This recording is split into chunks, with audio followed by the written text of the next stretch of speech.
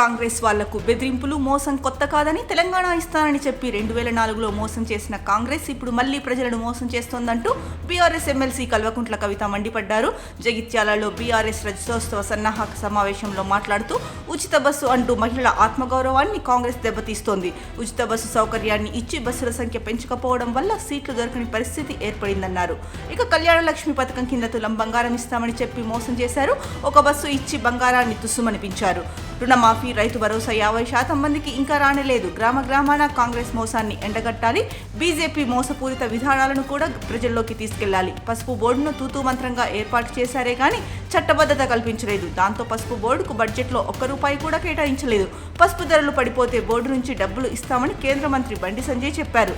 మరి పసుపు ధరలు పడిపోతే బోర్డు నుంచి రైతులకు డబ్బులు ఇచ్చారా అంటూ కవిత ప్రశ్నించారు.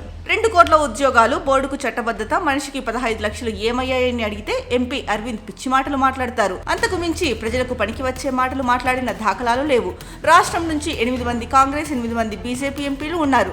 అయినా కేంద్రం బడ్జెట్లో తెలంగాణకు ₹8 కూడా ఇవ్వలేదు. తెలంగాణను కాపాడేది కేవలం బీఆర్ఎస్ పార్టీ మాత్రమే. గులాబీ జెండానే. రజతోత్సవం గులాబీ పండుగ మాత్రమే కాదు, ఇది తెలంగాణ పండుగ. తెలంగాణ ప్రజలకు ప్రత్యేక గుర్తింపు తెచ్చిన గొప్ప నాయకుడు కేసీఆర్ అని కవిత చెప్పుకొచ్చారు. బీఆర్ఎస్ పార్టీతో పొత్తు పెట్టుకోవడం వల్లనే 2004లో కాంగ్రెస్ పార్టీ అధికారంలోకి వచ్చింది. జగిత్యాల ఎమ్మెల్యే సంజయ్, ఎంపీ అరవింద్ కలిసిమెలిసి ఢిల్లీలో తిరుగుతున్న వార్తను టీవీలో చూశాను. సంజయ్ బీజేపీలో చేరారా లేదా కాంగ్రెస్లో చేరారా అన్న అనుమానం వచ్చింది. సంజయ్ ఒకసారి సీఎం రేవంత్ రెడ్డితో, మరొకసారి బీజేపీ వాళ్ళతో కనిపిస్తారు. ఎమ్మెల్యే సంజయ్ ఏ పార్టీలో ఉన్నారో తెలియక ప్రజల్లో అయోమయం నెలకొంది. జగిత్యాలకు నిధులు తీసుకురావడంలో ఎమ్మెల్యే సంజయ్ విఫలం. ఎమ్మెల్యే సంజయ్ని గ్రామాన నిలదీయాలి అని కవిత అన్నారు.